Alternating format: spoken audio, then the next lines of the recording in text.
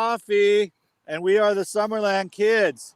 And it is August 19th, 2024, and it's currently 63 degrees in Summerland, California, with a high of 78 degrees, mostly sunny again in Summerland. Maybe we're breaking a Summerland world record. I have no idea. We've got 10,000 consecutive sunny days in Summerland. Yeah, right. Exactly. I remember thinking that too at some points. Like it hasn't rained in like a year. When I was down in Los Angeles, sometimes it'd be like this is just wow, pure everyday sunny situations. So yeah, that's Yeah, California. that's why sometimes we have a water shortage. It's we'll have a year or Exactly. two of drought with hardly any rain, Right. and then hopefully we'll have a couple of years back to back with some good rain, get the reservoirs filled up, and Yeah. No doubt. And I heard there's some news I caught about Arrowhead Water. They pull water from some aquifer somewhere. So some controversy because they were on like a permit that was expired and da da da da da, and they pump out so much water per year per day, and it's like, dude, it's not endless, man. I mean, I get it that we're serving the people with that water, but um, I don't know, man. It's somewhere somehow. I mean, between the water and the oil under the earth, it does something for us. I mean, there's a lot of earthquakes lately in California. I don't know if it has anything to do with all the extraction or not, but who knows? What's all holding everything together? That's no, San that's Andreas that's Fault. interesting because like in Mexico City, it's like they're pumping the water out and the city's lowering every year, Oh, because they're pumping whoa. the water out and it's What? lowering. Dude. It's Wow. crazy. Yeah, that is crazy. Wow. Um, so I went and saw Deadpool Wolverine yesterday. Pretty funny film. I mean, I was blown away when I first. Have you seen the first Deadpool before? No, Yeah. I So haven't it been was much like, of a moviegoer for a while. yeah. But in terms of like the superhero movies, I mean, of course, when we were kids, Superman was freaking awesome when that came out. Christopher Reeve really kicked butt, and that was super cool. And then so Deadpool, sort of like in the realm of today's humor, I feel like definitely the Generation X group. Um, we got a lot of people that are in. I'm 54, you're 53 now, right? Yeah, Yep. so we grew up with comic books in the 1970s, carried over from the 60s comics, and it just started to progressively get more and more radical.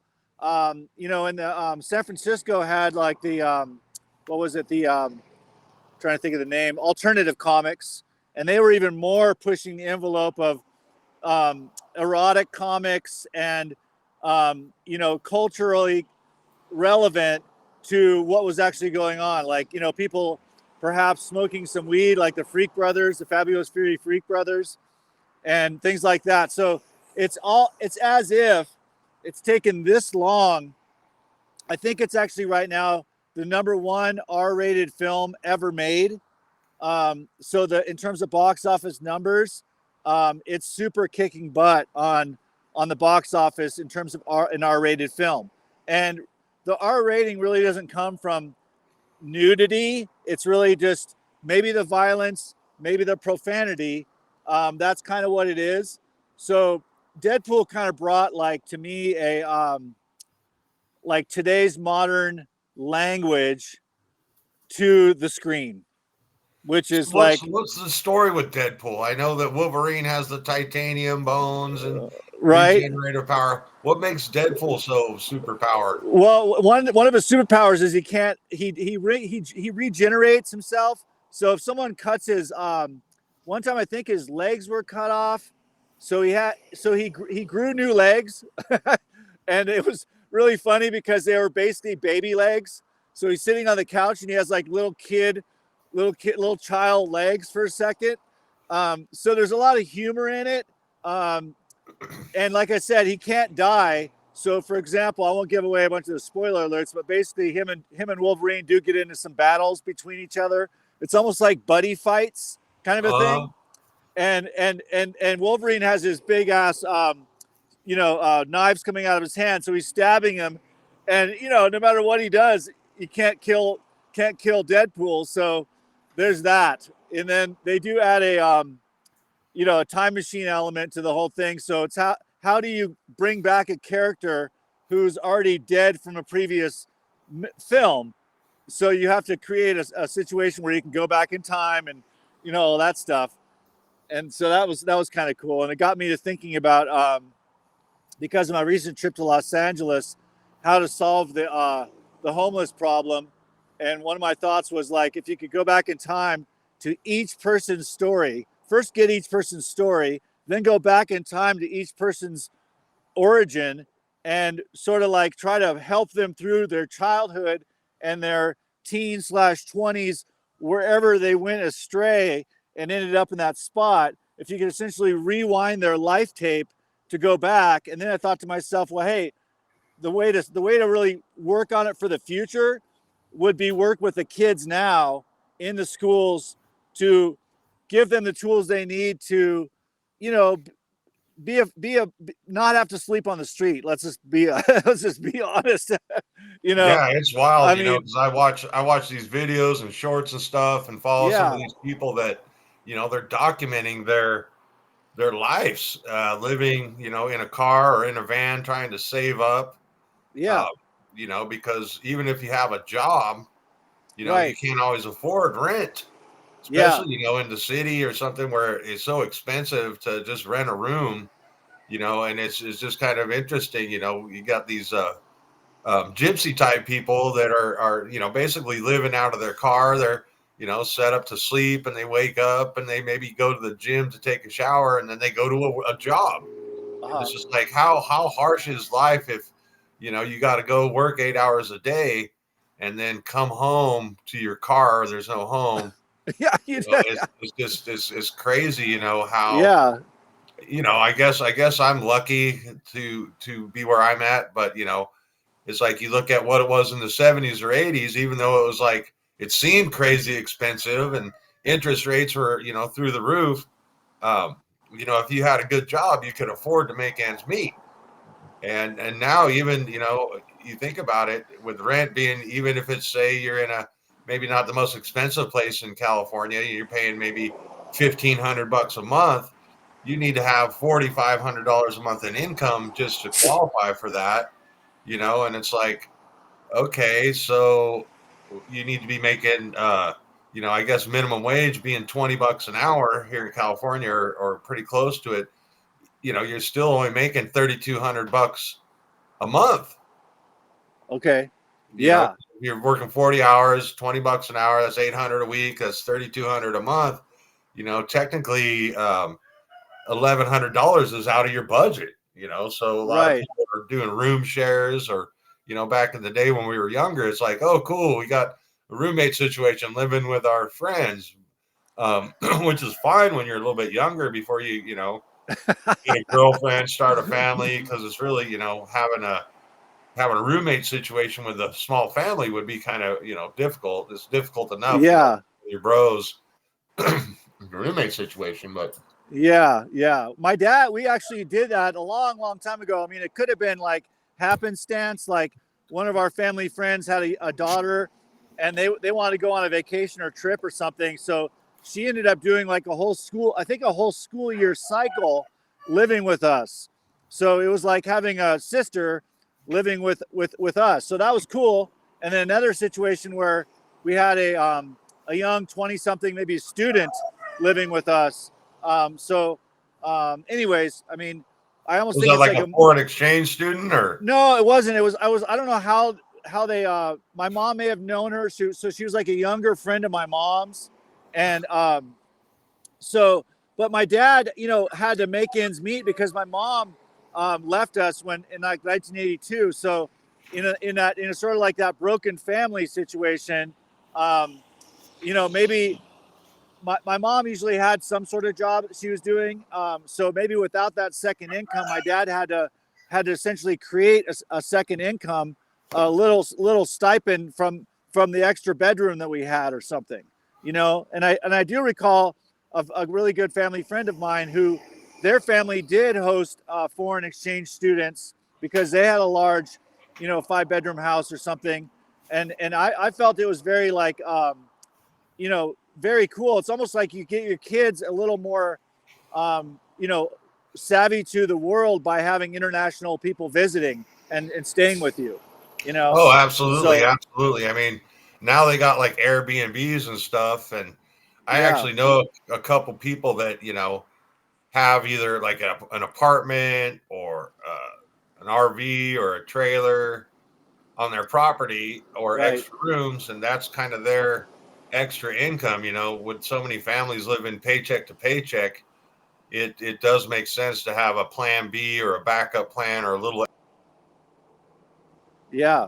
extra revenue coming in to finalize the garage and get it all AUD permitted and all dialed in, and then be able to have that as a rental income. Which Yeah. which That's would be nice. smart. Yeah. Yeah. A friend of mine does that here in Pagosa. He has a room above the garage and he has it's a low cost rental. It's probably, with all the Airbnb fees and everything, it's probably $100 a night, but his rate might only be like 78 or 79 a night, but then they add those extra costs for Airbnb. So, but anyways, it's like you do kind of create that potential for a little second income, which is important these days to make ends meet. Because when you're, I want to say, reaching, my friend is maybe 65. I'm not exactly sure, but you know, especially the old folks are having a little tougher time. They're having to work longer. I don't know if it's like a version of the, I can't say I know a lot about the Great Depression, but I know that there was back then a lesser population, but at some points there was like bread lines and people in the cities that were perhaps employed all of a sudden became unemployed, and they were essentially depending on whether it was like the Salvation Army or a local I don't know if they had nonprofits back then, but somehow they were essentially feeding the people. I mean, hey, this is the United States of America. We have the strength to help those in need if we really put our mind to it. But I almost feel like there's a bit of somehow some corruption or something going on, which is quite odd to me. Whether the nonprofits are involved or whether the for-profits could be involved as well, which making money off other people's hardship, that's kind of that's a little bit messed up in my view. um, so that's why I was saying, going back to the kids, getting the kids strengthened up, and how they took out the auto shop, the metal shop, the wood shop, maybe the home economics. There was like a class where you could take and learn how to sew. So for the young ladies, it's always like, hey, whether you're a man or a woman, sewing is cool. Making garments is cool. Making clothes is cool. Pillows, whatever. At least gets a kid like multi-talented to where they can like focus on a task and make a pillow. I mean, that's cool. It's like, but if you cut that class out completely, then all you got is books, or these days the computers learning on, it's like, hey, okay. I mean, it's one thing if there's enough jobs out there for the people to get that are totally non-trade related, but someone has to do the trades essentially. That's just a Oh, factor, right? absolutely. And like you're saying with the school projects, it's like, okay, maybe math is pretty important, but if you're doing something like you're saying, sewing or tailoring, you got to learn the math. You got to learn geometry. How big of a piece do you need? How Yeah, you measure out the fabric? How do you measure out the plans? As planning, engineering, design. It's all integrated. As far yeah, as your project based learning. So you're learning how to make a pillow or how to make a garment, but in the process, you have to learn how to use math, how to use right, geometry, and everything. So it's yeah, like I think that that's pretty important, for to sure. realize it's not just sit in your class and learn the math, but I think that a lot of the benefit comes in when you're utilizing the skills you're learning, because you could sit in a classroom all day and learn everything, but never use it and still not Yeah, have grasp on how you're going to use it in the real life. Yeah. Kind of like I follow some of these things where people are like, gosh, they should teach students how to do their taxes or how to do banking, because you go out into the real world, you get out of high school, you're like, oh, this is great, I'm on my own. And then you realize there's a lot of skills that you need to live that they don't teach in school, Right. cooking being one of them. I mean, Yeah. obviously, with a society like ours, we can, apparently go to Subway or any restaurant and eat, but then that gets a little expensive. If you're spending 15-20 bucks a meal, that can add up real quick when, if you understand how to go grocery shopping and prepare your meals or prepare your lunches or have, stuff available, then you could probably save a lot more money if you know how to cook. And, I guess these are life skills that we all learn on our way. Yeah. So I'm not sure how important it is for the school system, the school board, but it's Yeah. definitely important for the person. No, for sure. That again, that goes back to like the hands-on aspect of, um, doing it by hand, like learning it in the classroom. Like I remember they did require in my high school, for auto shop, that you take the book class first, and then after that you can get into the actual hands-on part of it. Um, and then when I did the auto body program, there was a little bit of the course where it was just safety and videos. Um, and then we got to learn to weld and got hands-on from there. And then when you get hands-on, it's always interesting when you're side by side with other students. Somehow the same tools, with the same methods, but in someone else's hands, turns out a different product, essentially a different outcome. So when you put everyone's look at everyone's welds, not everyone's welds are the same. some Yeah. kids are some kids are amazing, and in the first like freaking week, this kid looks like he's been welding his whole life. And meanwhile, myself, I just wasn't that good at the oxyacetylene. I mean, I got it down to a little bit where I felt like I could pull it off, but um, some people were doing like that row of dimes where it's just like the flawless looking weld, which is amazing. So right away, that must have given that kid a lot of self, like enthusiasm and hope for himself. Like, hey, I'm actually good at something, So you do have to put the kids in an environment where they can figure out what they're good at, and pursue what they want to pursue, and then hopefully what they do pursue doesn't become obsolete in the workforce. There's always that, so that's the challenge. I mean, out here I think the minimum wage in Colorado might be like 14.75 or something like that, but our local McDonald's is paying 17 right now.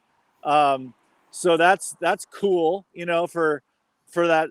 At least it's kind of changed the game in terms of like how you think about wages, because McDonald's wasn't always something that you aspired to be working at McDonald's. That's sort of like I mean, it's a restaurant job, and if you do go after it in a certain mindset, essentially you could become the next big entrepreneur and learn the skill set from that environment, and then parlay it into something else quite beyond what you'd expect. So that it is a good, you got to start somewhere. So at least they're Oh paying yeah.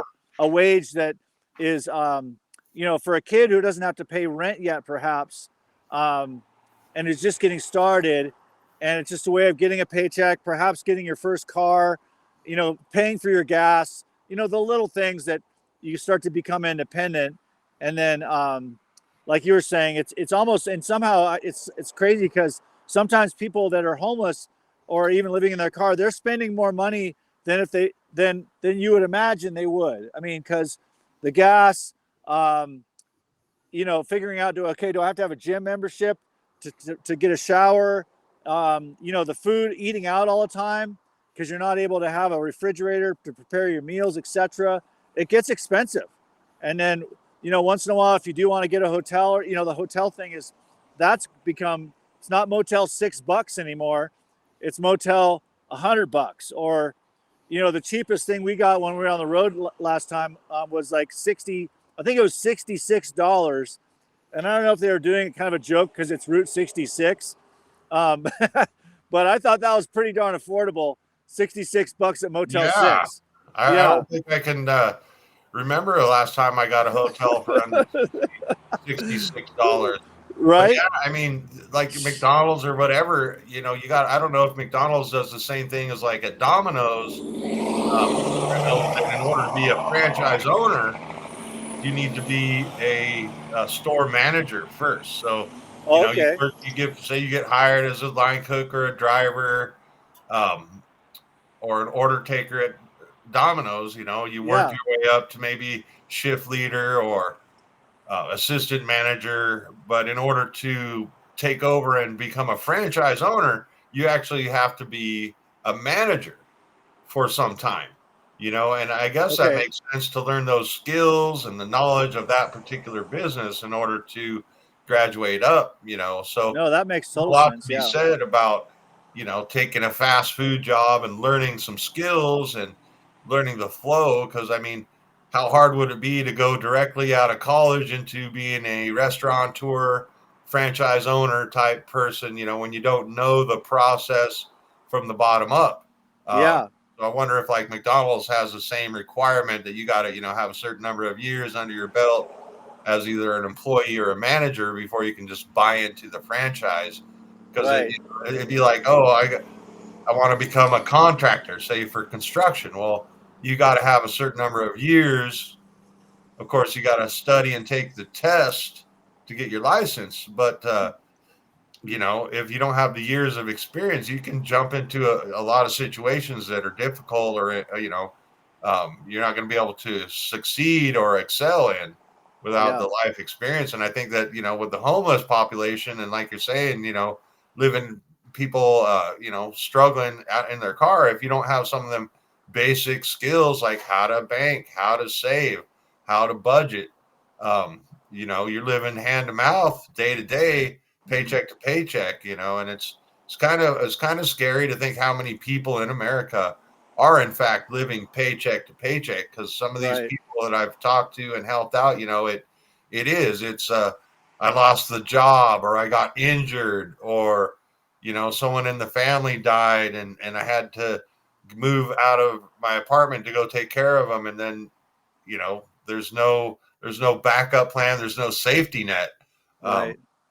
it's kind of concerning, you know. I guess I when I was living on the streets, it was kind of a personal choice. Right. You know, it wasn't like I needed to or couldn't afford where I was at. It's just I didn't like the situation. Um, and you know, living in California, and sunny California is the Central Coast, you don't have a lot of weather. You don't have the freezing cold weather. Um, you know, so it's Yeah. not so bad to just sleep out in a tent or sleep in a truck camper or sleep in your car. Um, but you know, I did it for my own personal, just I just needed a break. I don't know why, but I did it on Yeah. choice. You know, I was like, I Yeah. got in my truck. I told my landlord, "Hey, I'm going to be off the lease," and he said, "Okay." You know, so I signed the lease agreement saying I'm gone, and got my deposit back and just left. You know, and Yeah. luckily I had a friend that was managing some property up in Big Sur, so he let me, you know, set up camp there. So I had kind of a main camp on some property.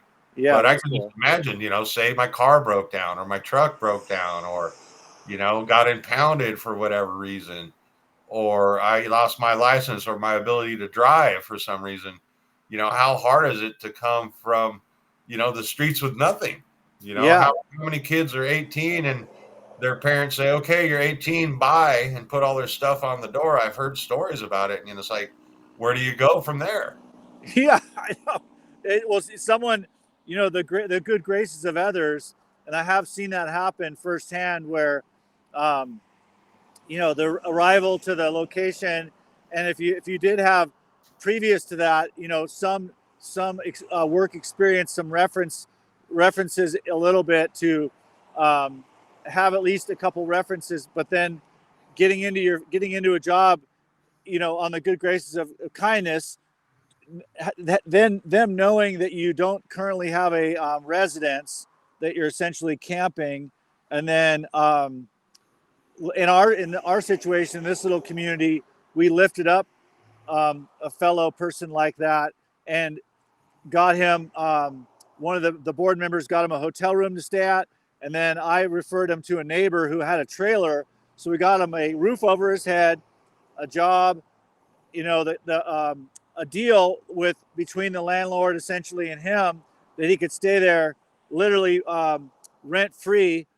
He could do a little bit of maintenance, but it was like he had a set up arrangement quickly. So there is that fallback on, again, the good graces and kindness of and generosity of people that do own businesses. Sometimes I guess have to be open-minded, to giving someone a new beginning, if you will, to start out, and know that trying to lift them up off their feet, Yeah, it's imagine how hard it would be going into a place and looking for a job, and you're like, and they're like, okay, what's your address? Because that's yeah, probably, and you're like, well, I got a PO box or something. well, yeah, where's that? Yeah, And, right. and it So makes it kind of weird, I guess, and it would be up to the owner to be like, okay, I realize this is a tough situation, and I guess some people are willing to give a hand up to yeah, need, and that's that's a definitely big part of it. Yeah, definitely needed in this world today. There's so many yeah, haves and so many have-nots.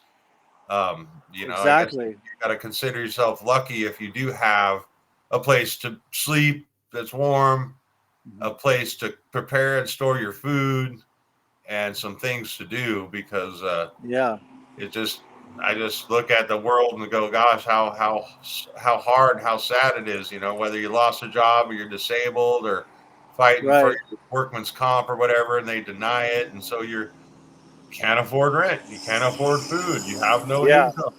Now what are you gonna do? right. I think a lot of it too is like where we were born. We were fortunate and blessed to be born in California, because our forefathers and our ancestors essentially found that place and loved it. But there's also, like in terms like what your situation and my situation, we had to migrate into other areas of not as, you're not in Newport Beach and I'm not in Santa Barbara, or we're both not in Santa Barbara, for a reason, because our parents made the decision at some point to get out, because it did get quite, expensive, bottom line, to be able to stay there. I think my dad just wanted to personally to get a release from that, maybe that mortgage payment, maybe just the past. He wanted to move forward, so he just ended up moving to Colorado. And at the time, it was a lot cheaper out here in terms of, real estate, and probably the cost of living. The wages are maybe the same or maybe a little less, but there's that balance there. California to me now is very much, it still is the Golden State, and it's a place to, I almost want to say kill or be killed, but it's like survival of the fittest, man, for real. Oh yeah, it Yeah, is. It's at least yeah, that it can seem that way. right. Because that's kind of how, I mean, Jeez, obviously we have that fear of survival inbred into us since caveman days. Oh, right. the woolly mammoth or the saber-toothed tiger, we got to be afraid. But in reality, with technology, I mean, it's odd to think when we were kids, we thought, oh, one of these days there's going to be robots building our cars, watching the Jetsons and stuff, and Yeah, having Rosie the maid robot, clean up. Where I guess it's getting close. There's it's getting Roombas. close, man. I know. There's They got Roombas. the robotic pizza maker and robotic hamburger maker, and definitely Yeah, in the auto manufacturing, the welders and the painters are robotic. So right. at what point are the robots and automation, going to make it to where there's enough for everybody and it gets distributed? Because I guess there is Yeah, there's food that. for everybody. It's just a matter of logistics and getting it, handed out or spread around where it needs to be. I know. It's almost like we're in a time between times.